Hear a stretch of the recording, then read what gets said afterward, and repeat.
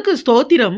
ஒரு முக்கியமான, அவசரமான, மிகவும் அவசியமான விழிப்புணர்வு பதிவாக இது இருக்கும். அடுத்த மாதம் செப்டம்பர் 23ஆம் தேதி இயேசுவின் ரகசிய வருகை நடக்கும் என்று மிகவும் ஆணித்தரமாக அநேகர் கூறுகிறார்கள். அதற்கு அவர்கள் சொல்லுகிற காரணங்கள் என்ன? வேத வசனங்களின்படி அவர்கள் ஏன் அப்படி கணிக்கிறார்கள் என்பதை முதலில் பார்த்துவிட்டு, செப்டம்பர் 23ஆம் தேதி ரகசிய வருகை நடக்குமா என்பதை வேத வசனங்களின் அடிப்படையில் நாம் பார்ப்போம். நம் தமிழ் ஊழியர்களும் தமிழ் மீடியாக்களிலும் செப்டம்பர் 23ஆம் தேதி ரகசிய வருகை நடக்கும் என்று யாரும் இதுவரை பேசியதாக தெரியவில்லை. ஆனால் ஆங்கில மீடியாக்களை பார்த்தால் கிட்டத்தட்ட அத்தனை பேரும், ஏராளமானவர்கள் இதை குறித்து தான் இன்றைய நாட்களில் பேசுகிறார்கள். அதுவும் மிக உறுதியாக செப்டம்பர் 23ஆம் தேதி நிச்சயமாக இயேசு வந்துவிடுவார், ரகசிய வருகை நடந்துவிடும் என்று கூறுகிறார்கள். ஏன் இப்படி உறுதியாக கூறுகிறார்கள் என்பதை பார்த்துவிட்டு அதை நம்பலாமா, அது உண்மையா, வசனம் என்ன சொல்கிறது என்பதை பிறகு பார்ப்போம். முக்கியமாக நம்முடைய சகோதர சகோதரிகளில் அனைவரும் இதை குறித்து பேசுமாறு கூறியதாலேயே இந்த பதிவை போட்டிருக்கிறோம். செப்டம்பர் 23இல் ரகசிய வருகை நடந்துவிடும் என்று கூறுகிறவர்களில் அநேகர் இயேசு தங்களுக்கு தரிசனங்கள் மூலமாக, சொப்பனங்கள் மூலமாக நேரடியாக வெளிப்படுத்தி கூறியதாகவும், செப்டம்பர் 23இல் ரகசிய வருகை நடக்கும் என்று தங்களிடம் இயேசுவே சொன்னதாகவும் கூறுகிறார்கள். ஆனால் மார்க்கு 13ஆம் அதிகாரம் 32ஆம் வசனத்தின்படி அந்த நாளையும் அந்த நாளிகையையும் பிதா ஒருவர் தவிர மற்றொருவனும் அறியான், பரலோகத்தில் உள்ள தூதர்களும் அறியார்கள், குமாரனும் அறியார் என்று இயேசுவே கூறியிருக்கிறாரே.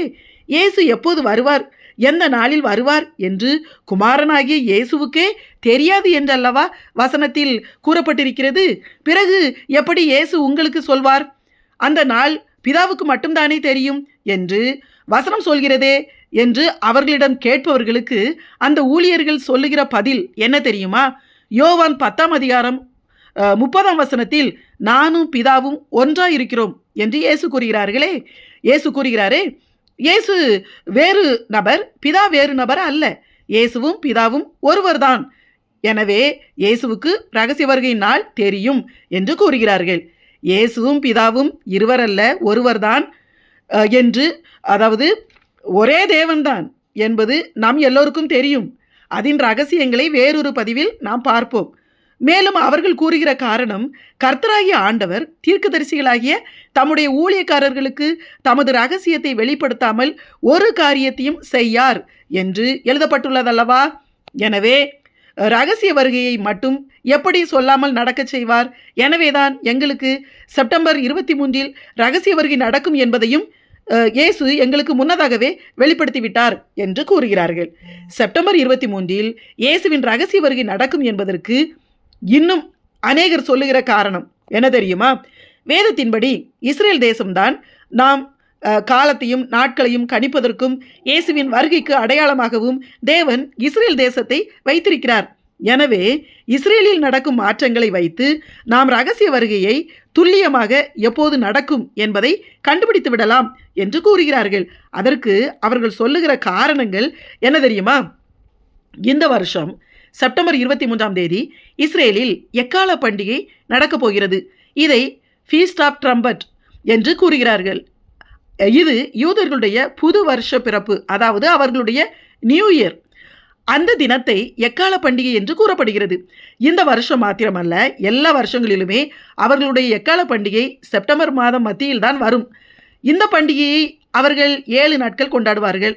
இந்த வருஷம் அந்த பண்டிகை செப்டம்பர் 23 அல்லது 24இல் ஆரம்பிக்கும் என்று கூறப்படுகிறது. இந்த எக்கால பண்டிகை தினத்தன்றுதான் இயேசுவின் ரகசிய வருகை நடக்கும் என்று ஏன் கூறுகிறார்கள் என்றால், மத்தேயு 24ஆம் அதிகாரம் 31ஆம் வசனத்தில் வலுவாய் தொனிக்கும் எக்கால சத்தத்தோடே அவர் தமது தூதர்களை அனுப்புவார், அவர்கள் அவரால் தெரிந்து கொள்ளப்பட்டவர்களை வானத்தின் ஒரு முனை முதற்கொண்டு மறுமுனை மட்டும் 4 திசைகளிலும் இருந்து கூட்டி சேர்ப்பார் என்றும், 1 தெசலோனிக்கேயர் 4ஆம் அதிகாரம் 16ஆம் வசனத்தில் ஏனெனில் கர்த்தர் தாமே ஆரவாரத்தோடும் பிரதான தூதனுடைய சத்தத்தோடும் தேவ எக்காலத்தோடும் இறங்கி வருவார் என்றும் கூறப்பட்டிருப்பதால் எக்கால சத்தத்தோடு இயேசு வருவதால் யூதர்களின் எக்கால பண்டிகையின் அன்றுதான் செப்டம்பர் மாதத்தில்தான் இயேசு வருவார் என சொல்கிறார்கள். வருஷா வருஷம்தான் இந்த எக்கால பண்டிகை இஸ்ரேலில் வருகிறதே, அதில் ஏன் 2025 செப்டம்பர் 23 மட்டும் ஏன் இயேசு வந்து விடுவார் என கூறுகிறீர்கள் என கேட்பவர்களுக்கு அவர்கள் கொடுக்கிற விளக்கம் என்னவென்றால், உண்மைதான், ஆனால் இந்த 2025 வருஷம் மற்ற வருஷங்களைப் போல் அல்ல. இது யூதர்களுக்கு யூபிலி வருஷம். யூபிலி வருஷம் என்பது 50 வருஷங்களுக்கு ஒரு முறைதான் வரும். யூபிலி வருஷத்தில் எல்லா அடிமைத்தனத்திற்கும் பிரச்சனைகளுக்கும் விடுதலை கொடுக்கிற வருஷம்தான் யூபிலி வருஷம். இப்போது இயேசுவின் ரகசிய வருகைக்கு அடையாளங்கள் என்று சொல்லப்பட்டிருக்கிற யுத்தங்கள், பஞ்சங்கள், நிலநடுக்கங்கள், கொள்ளை நோய்கள் எல்லாமே உலகத்தில் நடந்து கொண்டிருக்கின்றன. அதாவது இதெல்லாம் கடைசி கால அடையாளங்கள், வருகையின் அடையாளங்கள். இப்போது இஸ்ரேலில் பயங்கர யுத்தங்களும் பிரச்சனைகளும் போய்கொண்டிருக்கிறது. எனவே இது யூதர்களுக்கு யூபிலி வருஷம் என்பதால் இது அவர்களுக்கு விடுதலையின் வருஷமாக சமாதானத்தை கொண்டு வருகிற வருஷம் என்று யூத ரபிமார்கள் நம்புகிறார்கள். அதாவது இந்த யூபிலி வருஷத்தில் தங்கள் மேசியா வந்து விடுவார், யூதர்களுக்கு விடுதலையை கொண்டு வருவார், மிகப்பெரிய தீர்க்க தரிசனம் நிறைவேறப் போகிறது என்று யூத ரபிமார்கள் நம்புகிறார்கள். செப்டம்பர் 23 அல்லது 24 எக்கால பண்டிகையாகிய யூபிலி வருஷம் ஆரம்பிக்கிறது. ஆனால் செப்டம்பர் 25 ஐநா சபை கூட போகிறது. அன்று உலக நாடுகள் இஸ்ரேலை குறித்து பேசுவதற்காகவே ஐநா சபையை செப்டம்பர் 25 கூட்டுகிறார்கள். அன்று மிகப்பெரிய ஒரு சமாதான ஒப்பந்தம் இஸ்ரேல் நாட்டோடு போட போகிறார்கள்.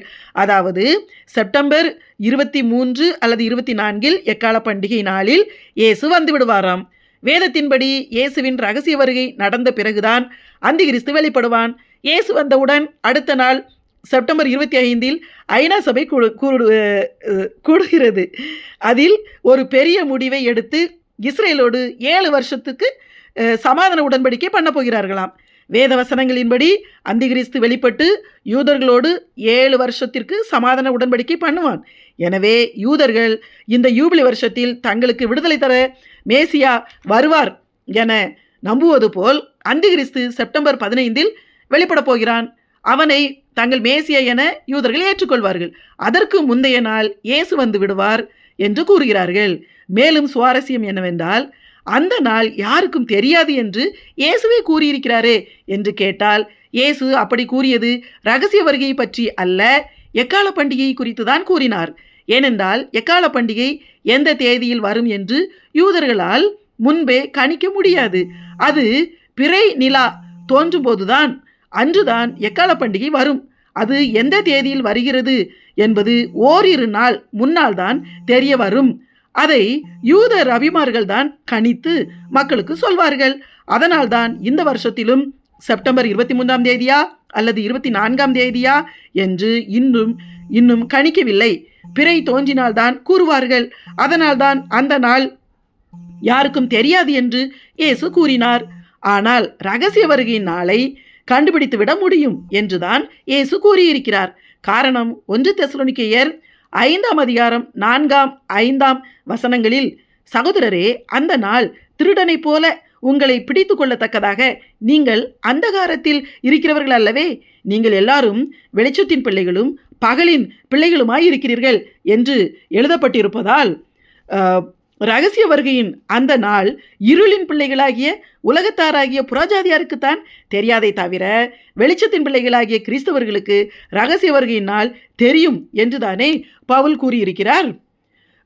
எனவே ரகசிய வருகையின் நாள் கிறிஸ்தவர்களுக்கு கண்டிப்பாக தெரியும் என்று கூறுகிறார்கள். மேலும் இயேசு வரும்போது வானத்தில் பெரிய அடையாளங்கள் தோன்றும் என்று எழுதியிருப்பதைப் போல செப்டம்பர் 23ஆம் தேதி சந்திர கிரகணம் தோன்றப் போகிறது. அது மாத்திரமல்ல, அன்று சந்திரன் இரத்த நிலா, அதாவது பிளட் மூன் ஆக இருக்கும் என கண்டுபிடித்திருக்கிறார்கள். எனவே இயேசு வரும்போது சந்திரன் இரத்தமாக மாறும் என்று வசனம் கூறுகிறதே. அதேபோல் செப்டம்பர் 23 சந்திரன் பிளட் மூன், அதாவது இரத்த நிலா தோன்றப் போகிறது. மேலும் தேவனுக்கு ஒரு நாள் என்பது 1000 வருஷங்களுக்கு சமம் என்று வேதத்தில் கூறப்பட்டுள்ளது. யூதர்களுடைய கால கணக்கின்படி தேவன் ஆதாமை உருவாக்கியதிலிருந்து கிபி 32, அதாவது கிபி 32 2ஆம் வருஷம் இயேசு சிலுவையில் அறையப்பட்ட அந்த வருஷம் வரை சரியாக 4000 வருஷங்கள் ஆகியது.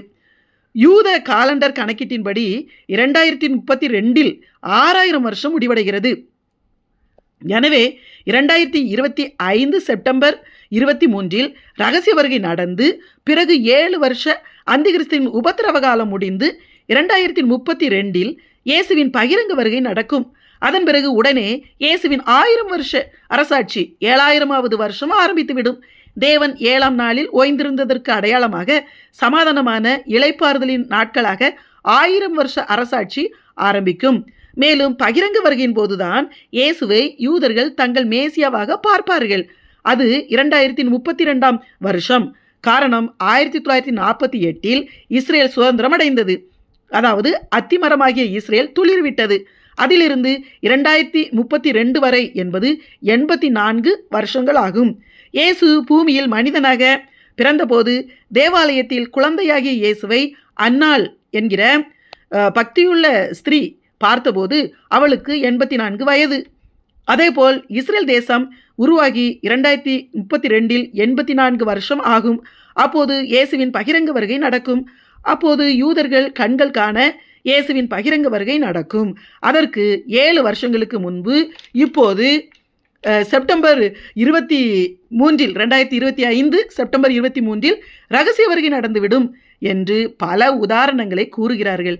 இதெல்லாம் கேட்பதற்கு மிக நன்றாகவே இருக்கிறது. அப்படியே உண்மை போல் இருக்கிறது தெரிகிறது. ஆனால் வேத வசனங்களின்படி இவை எல்லாமே ஜனங்களை வஞ்சிக்கிற துரு உபதேசங்கள். யாரும் இவைகளை நம்பி ஏமாந்து போய்விடக்கூடாது. இந்த கடைசி நாட்களில் அநேக வேத புரட்டர்களும் கள்ள தீர்க்கதரிசிகளும் தோன்றி வேத வசனங்களை தவறாக புரட்டி பேசி கூடுமானால் தெரிந்து கொள்ளப்பட்டவர்களையும் வஞ்சித்து விடுவார்கள். எச்சரிக்கை இருங்கள் என்று மத்தேயு 24ஆம் அதிகாரத்தில் இயேசு நமக்கு மிக தெளிவாக கூறியிருக்கிறார். உண்மையிலேயே இயேசுவின் ரகசிய வருகை மிக சீக்கிரம் நடக்கும், உண்மைதான். ஆனால் 2025 செப்டம்பர் 23 இயேசுவின் ரகசிய வருகை வந்துவிடும் என்பதும், செப்டம்பர் 25 அந்திகிறிஸ்து வெளிப்பட்டு விடுவான், 7 வருஷ உபத்திரவ காலம் ஆரம்பித்து விடும் என்பதெல்லாம் சுத்த பொய்யான போதனைகள். ஒவ்வொரு வருஷத்திலும் செப்டம்பர் மாதம் இஸ்ரேலில் நடக்கிற எக்கால பண்டிகையின் போது இப்படித்தான் அநேகர் இயேசு வந்து விடுவார் என்று இதுவரை அநேகர் கூறியிருக்கிறார்கள்.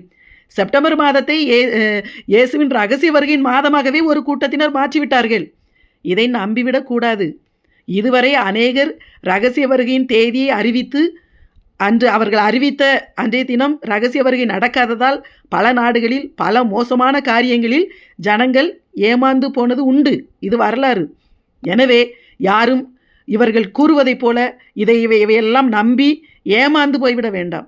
வேத வசனங்களில் எல்லாமே மிக தெளிவாக கூறப்பட்டுள்ளது. அந்த நாளும் மாதமும் வருஷமும் யாருக்குமே தெரியாது. அதனால்தான் அதற்கு ரகசிய வருகை என்று பெயர். வருகை சமீபம் என்பதை தரிசனங்கள் மூலமாக அநேகருக்கு தேவன் இந்நாட்களில் வெளிப்படுத்துகிறார். உண்மைதான். ஆனால் எந்த நாள் என்பதை அவர் யாருக்கும் கூற மாட்டார். இயேசு எப்போது வேண்டுமானாலும் வந்து விடுவார். ஏன், செப்டம்பர் 23க்கு முன்னாடியே கூட ஆண்டவர் வந்துவிடலாம். அதற்கு பிறகும் வரலாம். இயேசு எப்போது வந்தாலும் நாம் வருகையில் எடுத்துக்கொள்ளப்பட ஆயத்தமாக இருக்க வேண்டும். ஆமேன்.